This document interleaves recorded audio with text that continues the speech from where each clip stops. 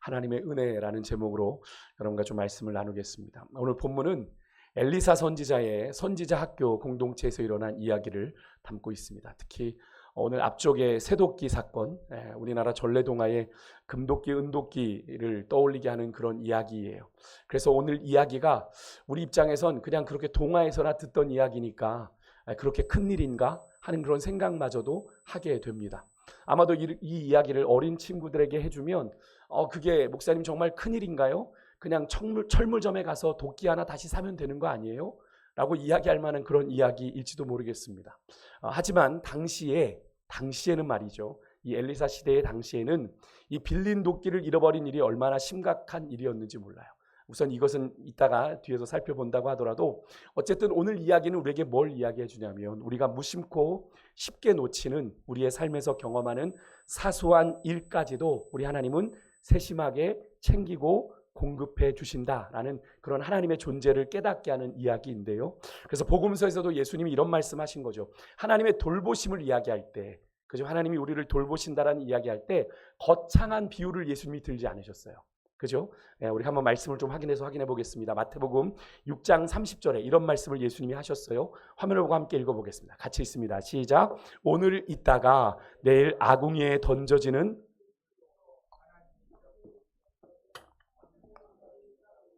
믿음이 작은 자들아. 자, 마태복음 10장 29절이요. 한 번 더 있습니다. 시작. 참새 두 마리가 한 아사리온에 팔리지 않느냐. 그러나 너희 아버지께서 허락하지 아니하시면 그 하나도 땅에 떨어지지 아니하리라. 아멘. 하나님의 돌보심, 하나님의 섭리를 이야기하시는데 예수님이 거창한 이야기하지 않았습니다. 그죠? 되게 보잘것없는 것을 비유로 들어 너희를 하물며 그냥 두시겠느냐. 그죠? 하나님께서 내일 아궁이에 던져지는 들풀, 그냥 그 상태로 있어도 아궁이에 던져져도 전혀 문제 없을 것 같은데 그런 들풀도 하나님이 먹이고 입히시고 돌보시는 하나님을 언급하는 것. 또 한 아사리온이라는 건 뭐 그냥 다른 거 표현하지 말고 그냥 동전 한 입 생각하시면 됩니다. 그러니까 동전 한 입에 두 마리나 팔리는 그 보잘것없는 참새조차도 하나님이 허락하지 않으시면 하나도 땅에 떨어지지 아니한다라는 이 사실이 어찌 보면 오늘 아침에 여러분들 예레미야의 말씀을 묵상하셨나요? 예레미야 27장의 말씀처럼 민족들을 향한 심판을 명하시고 또 바벨론이라는 나라를 움직여서 당신의 종으로 삼으시고 당신의 징계의 회초리로 삼아서 열방의 흥망성쇠를 주관하시고 하루아침에 왕을 세우기도 하시고 패하기도 하시는 그런 하나님의 크고 위대하심을 생각해 볼 때 여러분 티끌보다 더 작은 우리 인간에게 그죠? 그런 크고 위대하신 하나님이 관심을 가지신다? 라는 사실은 그렇게 믿을 수 없는 일, 있을 수 없는 일이라고 말하는 사람들이 세상에 있죠. 세상에 있습니다. 하지만 예수님은 분명히 말씀하십니다. 우리 하나님은 내일 아궁이에 던져지는 아무도 관심 갖지 않는 그 들에 있는 작은 풀도 그리고 참새의 생명조차도 허투루 다루지 않으신다라고 말씀을 하세요. 오히려 믿는 우리가 그런 사소한 일들에 대해서는 하나님이 관심 없는 듯 그 정도 일쯤은 내 맘대로 내 뜻대로 적당히 하고 살아도 하나님이 신경 안 쓸 거라고 여길 때가 있는데 여러분 그렇습니까? 그렇지 않습니다. 하나님이 우리의 삶에 아무리 내가 사소한 것 이건 내가 알아서 해야 되겠지라고 하는 일도 하나님은 다 보고 계세요. 다 아세요.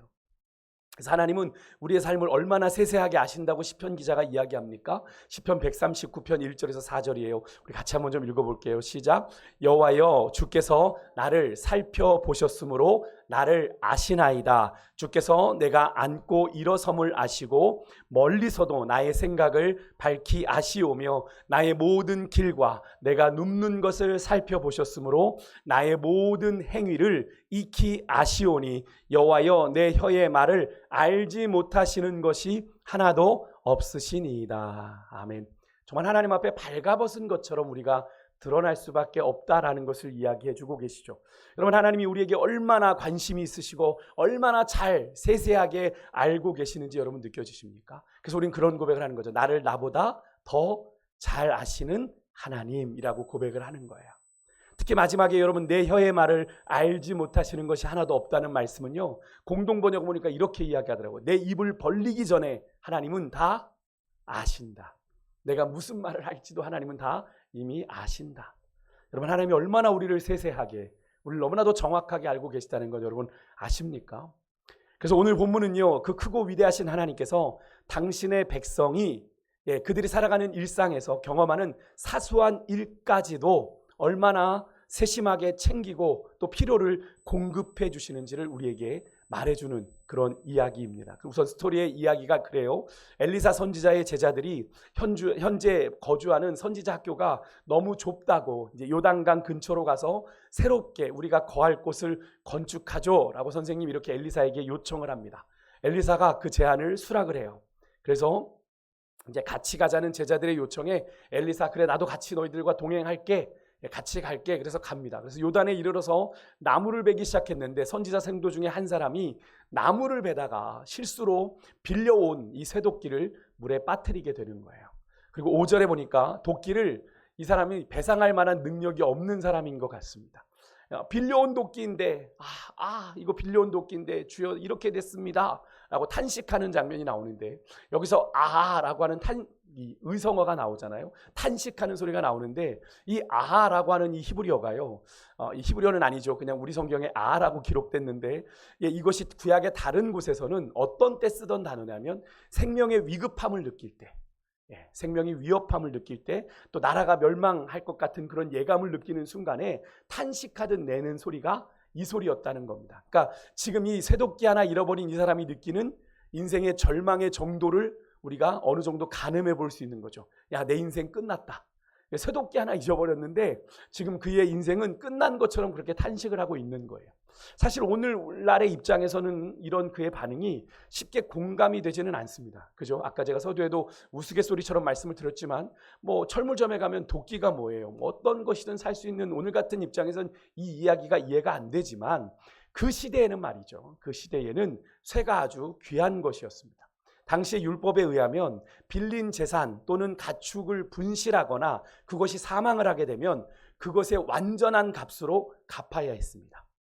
그것을 처음 사는 완전한 풀 프라이스로 갚아야 돼요. 뭐 반값 해주세요, 뭐 3분의 1 이게 아니에요. 온전한 값으로 갚아야 했고, 그것이 불가능할 경우 그 부채로 인해서 얼마든지 그 사람은 노예로 팔릴 수 있는 그런 상황이었기 때문에 당시에 선지자의 학교에 모인 사람들 뭐 부유했겠습니까? 부유하지 않은 사람들이었어요. 그러니까 그 상황이 지금 더욱 난감할 수밖에 없는 상황이죠. 그래서 그가 도끼를 잃어버리자마자 정말 나라를 잃어버린 듯한 자기 생명의 위협을 느끼는 만큼 정도로 탄식을 했던 겁니다. 이거 빌려온 건데 내 주여 이거 어떡하죠? 라고 얘기를 한 거예요. 결국 엘리사가 그렇게 어려움에 처한 그를 도와주죠. 먼저 엘리사는 도끼가 어디에 빠졌는지를 물어요. 나뭇가지를 계속 베어서 물에 던져 그 쇠도끼를 떠오르게 합니다. 그리고 그 도끼를 잡으라 명하죠. 그 사람이 그 도끼를 잡는 것으로 이야기가 마무리됩니다. 뭐 이야기가 너무나 그냥 자연스럽게 그냥 사소한 듯 끝나니까 그렇게 전개가 되고 있지만, 여러분 이 사건이 그렇게 단순하지 않은 것은 바로 이 이야기가 자연의 법칙을 거스르는 사건이죠. 중력의 법칙을 거스른 겁니다. 어떻게 물에 가라앉은 그 무거운 쇠도끼가 나뭇가지 하나 베어 던졌다고 여러분 떠오를 수가 있겠어요? 누가 하신 일입니까? 하나님이 하신 일인 거죠. 사실 선지자 생도가 도끼를 빠뜨린 사건은 사실은 개인적인 일이에요. 지극히 개인적인 일입니다. 자기의 실수로. 하나님은 하지만 그럼에도 불구하고 하나님은 자연의 법칙을 거스르셔가지고 도끼를 물 위에 띄움으로 그의 문제를 해결해 주신 거죠. 그렇게 이야기하는 분이 있을 수 있습니다. 하나님이 그런 개인적인 일에도 그렇게 역사하시냐고요. 여러분 어떻습니까? 하나님은 그런 개인적인 일에 역사 안 하십니까? 아니죠. 하나님은 그런 사소한 우리의 일상의 일에도 당신의 능력을 나타내실 수 있는 분입니다. 아멘이십니까? 여러분 나라를 구하고 민족을 살리는 뭐가 크고 대단한 일만 여러분 기적이 아니라, 여러분 온 세상의 주인 되신 우리 하나님은 우리의 삶의 작은 일에도, 작은 부분에서도, 우리의 작은 신음에도 응답하시고 우리의 필요를 공급하실 수 있는 분이라는 사실을 성경은 우리에게 말씀하고 계신데, 우리 하나님은 그런 하나님이세요. 그래서 6절에 보십시오. 앞에서는 엘리사라 불렀던 이를 여기에서는 하나님의 사람 이렇게 시작을 합니다. 하나님의 사람. 그죠? 앞에 구절들을 보면 엘리사라는 표현을 쓰거든요. 그런데 왜 6절에 와서 하나님의 사람이라는 표현을 썼을까요? 하나님이 하시는 일임을 보여주기 위해서, 엘리사가 하나님의 사람으로 명하는 이름을 보여주기 위해서 하신 거죠. 하나님은요, 당신의 택하신 사람을 통해 사소한 일상의 문제에도 관심을 가지고 친히 우리의 필요를 공급하실 수 있는 분이다라는 사실을 이 이야기를 통해 우리에게 말씀하고 계시는 거죠. 그래서 우리가 내가 볼 때 이 정도쯤이야, 너무 민망한데, 너무 사소한데, 너무 개인적인데 라는 문제도 우리가 하나님 앞에 어떻게 해요? 가지고 나아가서 기도해야 되는 겁니다. 하나님 어떻게 할까요? 우리가 아까 찬양했죠. 나는 아이라 알지 못하는데, 하나님 어떻게 해야 될지 모르겠는데, 어떻게 말해야 될지 모르겠는데 주님 도와주십시오. 오늘 면접이 있는데 하나님 내가 어떻게 말해야 될지 모르겠습니다. 하나님 내 가슴이 뜁니다. 어떻게 하면 좋을까요? 그런 사소한 개인적인 문제도 어떻게 해라? 하나님 앞에 아뢰라. 여러분, 그냥 지나가면 우리에게 반복되는 일상으로 끝나겠지만 그것을 기도하고 그 문제를 기도하고 구하면 그것이 기적이 되는 줄 믿습니다. 하나님이 역사하시는 현장이 되는 거예요. 그런데 여러분, 하나님이 우리의 삶에 이렇게 세세한 부분까지 돌아보신다는 사실을 여러분 이 새도끼 사건 이야기에서만 확인할 수 있는 게 아닌데요. 우리가 이어지는 8절 이하에 보면 아람왕 이야기가 나와요. 아람왕 이야기. 우리가 거기서도 사실을 확인할 수 있는데 8절에 보면 아람왕이 이스라엘과 전쟁을 하고 그의 부하들과 의논하며 여기저기 진을 치려는 계획을 세우는데 9절에 보니까 하나님의 사람 엘리사가 이스라엘 왕에게 사람을 보내서 그 지역들을 다 이야기해 줍니다. 왕이시여 그쪽으로 가지 마십시오. 왜? 아람 군대가 거기에 진을 다 쳤습니다. 근데 그렇게 다 알려줍니다. 그러니까 왕이 묘하게 아람 왕이 진을 짜는 데마다 다 요리조리 피해가는 거죠. 10절에 보니까 그런 일이 어땠다? 한두 번도 아니었더라. 그러니까 아람 왕이 처음엔 약이 오르다가 나중엔 불안해지는 거죠. 그죠? 누군가 우리의 작전 계획을 알려주는 것 아닌가. 그래서 신복들을 불러놓고 우리 중에 이스라엘 왕과 내통하는 스파이가 있는 것 같다. 찾아내라. 이렇게 얘기를 하는 거죠. 그러자 12절에 아람 왕의 신복 중에 하나가 이렇게 말합니다. 우리 같이 한번 12절은 다시 한번 읽었으면 좋겠어요. 같이 읽습니다. 시작. 그 신복 중에 한 사람이 이르되 우리 주 왕이여 아니로소이다. 오직 이스라엘 선지자 엘리사가 왕이 침실에서 하신 말씀을 이스라엘의 왕에게 고하나이다 하는지라. 아멘. 뭐라고 해요? 이스라엘의 선지자 엘리사가 왕이 침실에서 하신 말씀도 다 알아 이스라엘 왕에게 고합니다 라고 말합니다. 즉 하나님께서 하나님의 사람 엘리사에게 알게 하신 거죠. 그죠? 엘리사가 뭔가 능력이 있어서 개인적인 능력이 아니라 하나님의 사람에게 능력을 부어주셔서 알게 하신 거죠. 하나님이 아람 왕이 침실에서 나누는 이야기도 다 아신다라는 걸 말씀하고 있는 거죠. 사실 침실이라고 하는 이 표현, 왜 신복이 그런 표현을 썼을까요? 개인적으로 가장 은밀한 공간인데 당신 왕이시여 그 은밀한 공간에서 계시는 당신이 속삭이는 이야기마저도 누가 다 아신다? 하나님이 다 아신다 라는 이야기를 이 신하가 한 거죠. 여러분에겐 이 이야기가 어떻게 다가오십니까? 하나님이 우리를 그렇게 속속들이 다 아신다. 제가 서두에도 말씀을 드렸습니다만 여러분 이 사실은 아람 왕에게만 국한된 이야기가 아니라 하나님이 우리 모두에게도 동일하게 적용되는 이야기죠. 우리의 삶의 가장 은밀한 곳 침실에서 그저 나 혼자 있는 그 시간에 어쩌면 나 혼자 품은 생각까지도 하나님은 다 아신다라고 생각했을 때 여러분 가장 은밀한 곳까지 감추고 싶은 것까지 아시는 하나님을 여러분은 어떻게 경험하고 계십니까? 그런 경험을 해보신 적 있으세요? 이런 거죠. 그저 마음에만 품고 생각만 했을 뿐인데 여러분 하나님이 우리의 삶에 그 마음의 소원대로 품은 생각대로 역사하시는 경우 혹시 경험해 보셨습니까? 네, 저는 우리 가정에서는 우리 아내와 우리 주영이가 그런 경험을 좀 많이 합니다. 특히 주영이가 하나님을 좀 실제적으로 그 아이가 이제 목회자의 자녀지만 그 아이도 하나님에 대한 고민을 참 많이 하는 아이거든요.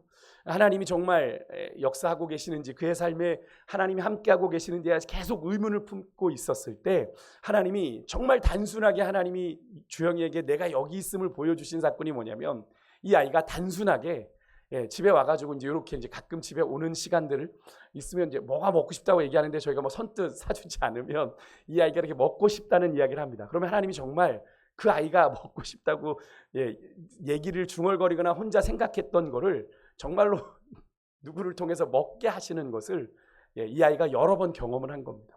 그러니까 이 아이가 하나님이 너무 신기하다. 그래서 저희가 그랬어요. 너 뭐 먹고 싶으면 그냥 우리한테 얘기하지 말고 하나님 앞에 얘기해. 그렇게 얘기를 할 정도 있었는데요. 그것은 비단 음식만이 아니었어요. 음식만이 아니라 우리가 재정적인 부분에 있어서도 하나님, 우리가 이런 부분들이 어렵고 필요합니다라고 간구했을 때 하나님께서 그렇게 응답해 주셨던 그것을 우리가 경험했는데요. 이 사실 무엇을 말합니까? 하나님이 우리의 삶에, 우리의 마음 깊은 곳에 우리가 품은 은밀한 생각까지도 우리 하나님은 다 아신다. 그런데 혹시 여러분, 이 사실이요, 하나님이 우리의 은밀한 것까지, 어쩌면 내가 감추고 싶은 것까지 다 드러난다는 것이 혹시라도 불편하다고 느끼시는 분 혹시 계십니까? 그래도 개인 프라이버시가 있는데 하나님이 너무 깊이 훅 들어오는 거 아니냐고. 그죠? 여러분, 근데 하나님 앞엔 프라이버시는 없습니다. 그죠? 하나님 앞에 프라이버시는 없어요. 그래서 예수님께서 누가복음 12장 2절에 이런 말씀하셨어요. 우리 화면을 보고 같이 읽어볼까요? 시작. 감추인 것이 드러나지 않을 것이 없고 숨긴 것이 알려지지 않을 것이 없나니. 네. 예수님께서 분명히 말씀하셨어요. 너희들 감춘다고 생각하느냐, 숨긴다고 생각하느냐, 다 드러나지 않을 것이 없고 알려지지 않을 것이 없다. 다 드러난다. 근데 한편으론 우리가 그런 하나님이 우리의 깊은 것까지 아시는 것이 불편하다고 느낀다면, 여러분, 그런 한편으로는 이런 의미가 되지 않겠어요? 우리가 하나님께 감추고 싶은 것이 여러분 있다는 이야기가 되는 거죠. 근데 그것이 가능합니까? 하나님 앞에 뭔가를 내 안에 감추고 있는다는 것. 여러분, 예레미야 20장 12절에 보니까 하나님은 의인을 시험하사 그 패부와 심장을 보신다 이랬어요. 여러분, 패부와 우리의 심장이라는 건 마음 깊은 곳까지 다 보신다는 건데, 여러분, 그런 하나님께 우리가 감출 수 있는 게 있을까요? 사람에게는 말하려다가 입을 막으면 뭔 말하는지 숨길 수 있지만, 아까 뭐라 했어요? 하나님, 우리가 말하기 전에 우리가 말할 것까지도 다 아신다고 했는데, 그런 하나님 앞에 우리가 감출 수 있는 것이 있을까요? 없죠. 사실 하나님이 우리의 가장 은밀한 곳까지 다 아신다는 건 사실 은혜입니다. 은혜예요.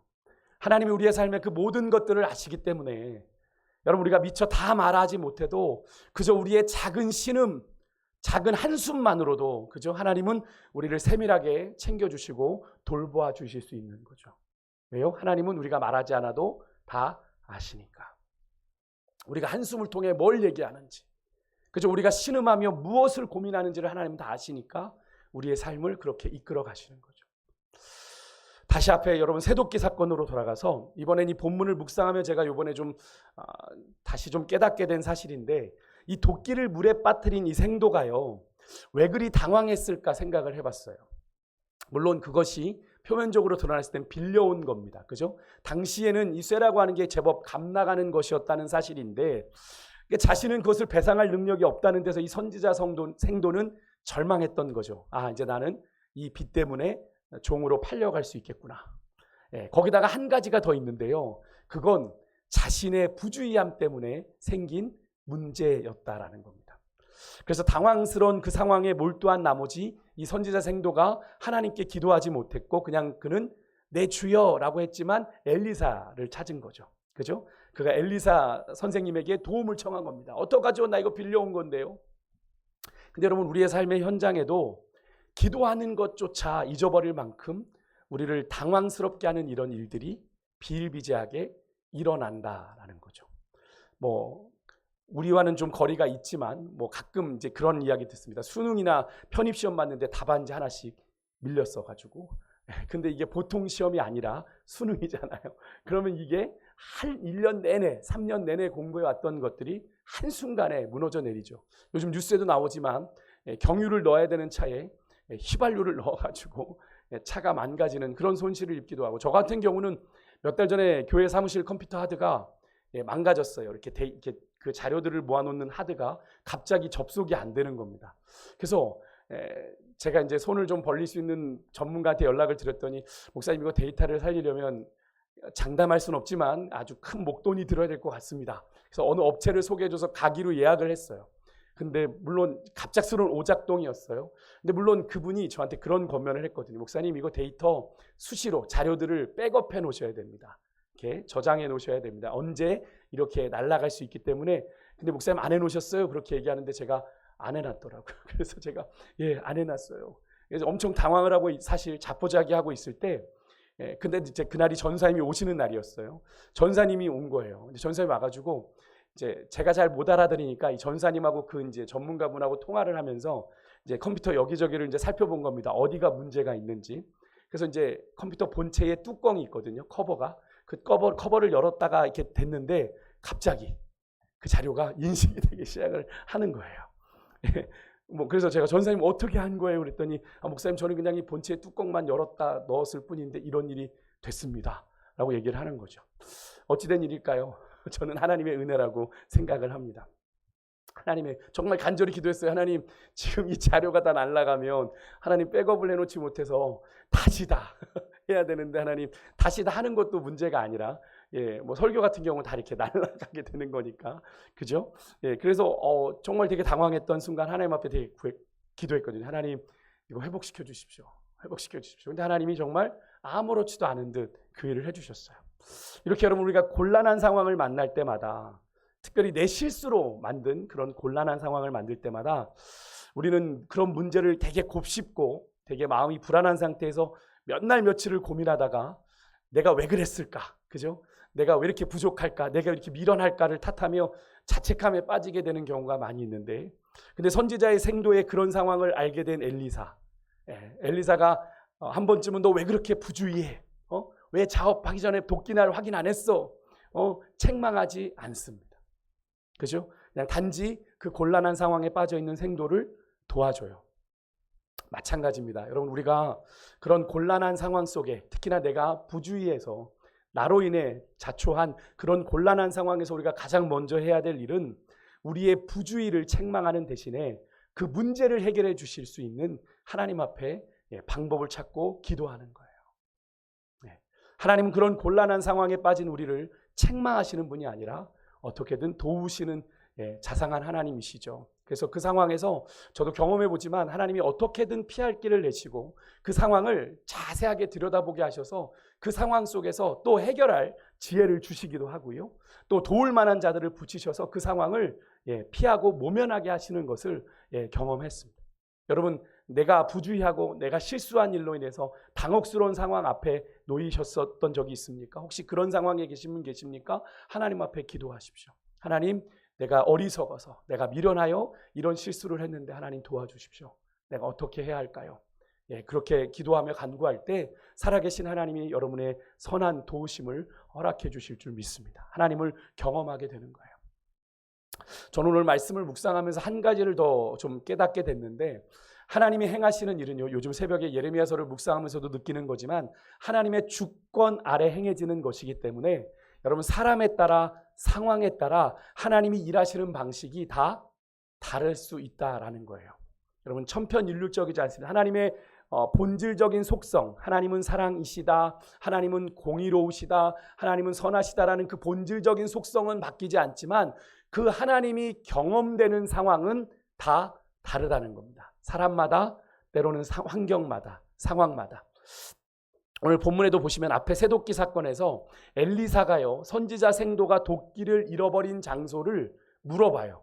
어디에 빠뜨렸냐라고 물어봅니다. 근데 6절에 보니까 어디에 빠졌느냐라고 묻는데 근데 여러분 뒤에 이어지는 이 아람 왕 이야기의 사건의 엘리사를 우리가 이렇게 본다면 그는 어디까지 다 안다고 그랬어요. 거기서는 왕이 침실에서 하는 이야기까지 다 알 정도로 그렇게 탁월한 영적인 지혜를 가진 사람이었어요. 근데 그러면 앞에 도끼 빠진 장소는 뭐 바로 앞에 일어난 일이니까 어딘지 이렇게 딱 보여야 되는 거 아닙니까? 그렇지 않아요? 그런데 엘리사는 몰랐어요. 그리고 선지자 생도가 도끼 빠진 곳이 여기입니다라고 보이니까 엘리사가 거기에 나뭇가지를 베어 던져 넣으니까 거기에서 새도끼가 떠오르게 된 것을 우리가 보게 되죠. 여기서 중요한 건 엘리사가 다 알 수도 있고 다 모를 수도 있는데 오늘 엘리사가 다 모를 때도 하나님의 기적은 일어났고 엘리사가 다 알 때도 하나님의 기적은 일어났다라고 하는 사실입니다. 하나님은 당신의 방법대로 은혜를 공급하신다라는 거예요. 그때마다 사람마다 같은 사람이어도 주어진 상황마다 하나님의 은혜가 나타나는 방식이 다른 거죠. 앞에 새도끼 사건에서는 엘리사가 몰라요. 그런데도 하나님은 엘리사의 손을 통해 기적을 행하셨어요. 뒤에 아람 이야기에서는 엘리사가 다 알아요. 아람 왕을 손바닥 위에 놓고 있어요. 그럼에도 기적은 일어났어요. 그죠? 여러분, 하나님의 일은 또 한 가지 중요한 건 사람이 막을 수 없다라는 사실이에요. 여러분, 우리가 예레미야서를 계속 읽으면서 느끼게 되죠. 하나님은 하나님이 결정하신 대로 이끌어 가십니다. 오늘 본문에 아람 왕이 엘리사가 도단에 있다는 이야기를 듣고 밤에 군사를 보내 성을 에워쌉니다. 하지만 하나님이 엘리사를 보호하시죠. 다음 주에 그 이어지는 이야기를 여러분과 좀 나누려고 하는데, 여러분, 하나님이 작정하신 일, 사람의 힘으로, 사람의 방법으로, 사람의 뜻으로 막을 수 있습니까? 없습니다. 절대로 막을 수 없습니다. 오늘 아침에 묵상한 예레미야 27장도 잘 보십시오. 하나님이 유다의 마지막 왕 시드기야 때에 예레미야에게 주신 말씀이 오늘 우리가 묵상했던 말씀이잖아요. 하나님께서 뭐라고 말씀하시냐면 예레미야에게 너가 종과 멍에를 가지고 가서 시드기야 왕을 찾아온 사신들이 있었어요. 그때 사신들이 모압, 암몬, 에돔, 두로와 시돈, 여기서 온 사신들에게 그 줄과 멍에를 하나는 네 목에 메고 나머지는 그것을 가져다가 그 사신들에게 줘라.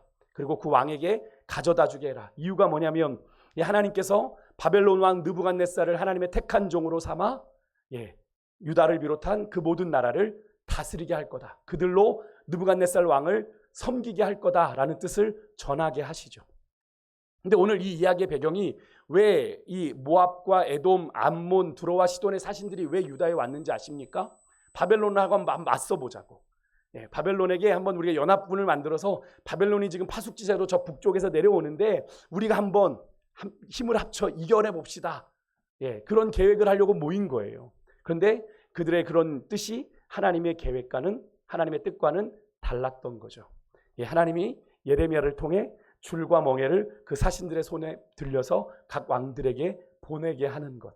하나님이 그런 말씀까지 하십니다. 너희들이 만일 그것에 순종하지 않으면 내가 직접 너희들에게 기근과 연병과 그죠? 그것을 통해서 너희들을 쳐서 멸할 거다라는 이야기까지 하시지 않습니까? 여러분, 하나님의 뜻은 사람의 계획으로 막을 수가 없습니다. 제가 오늘 새벽에도 말씀드렸는데 우리가 사도행전을 통해서도 어떻게든 사도 바울을 죽이려고 했던 유대인의 그런 여러 가지 모략과 계계가 있었지만 하나님은 보란듯이 사도 바울을 어디로 이끄시죠? 약속하신 대로 로마로 이끌어 가시는 것을 여러분이 아마 마지막까지 묵상하셨을 거예요. 그 중간에 멜리데에서 뱀에 물려 죽는 그 상황 속에서도 하나님은 구원을 베풀어 주셔서 사도 바울을 안전하게 로마까지 가게 하시는 역사. 여러분, 하나님의 일은 사람의 힘으로, 사람의 방법으로 절대로 막을 수 없다. 여러분, 이것을 꼭 기억하시고 여러분, 우리가 오늘 말씀 앞에 나아갔으면 좋겠어요. 말씀 마칩니다. 하나님은 여러분, 우리에게 일어나는 모든 일에 관심을 가지고 계세요. 크던 작던 사소한 일이든 우리가 볼 때 이런 것 하나님이 아셔야 돼 라고 하는 것까지도 하나님은 작고 보잘것없어 보이는 일이라도 여러분, 우리의 실수와 부주의로 일어난 그런 어이없는 상황이라도 예외가 아닙니다.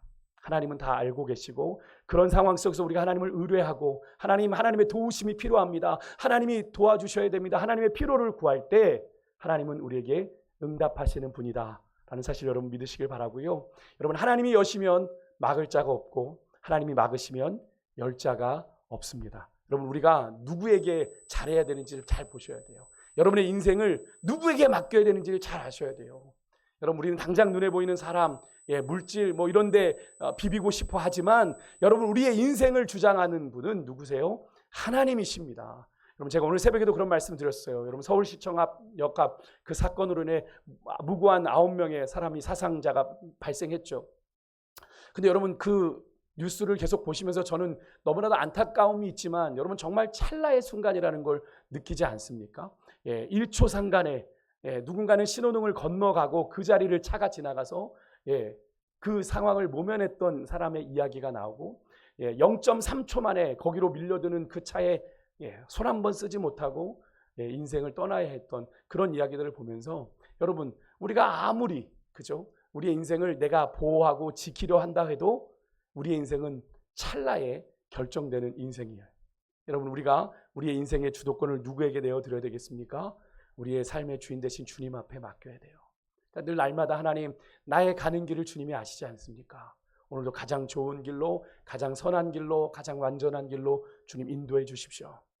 그래서 우리가 때로는 돌아가게 하셔도 순종하며 가야 돼요. 때로는 좀 더디가게 하셔도 순종하며 가야 돼요. 하나님이 이유가 있어서 더디가게 하시는 거예요. 하나님이 이유가 있어서 돌아가게 하시는 거예요.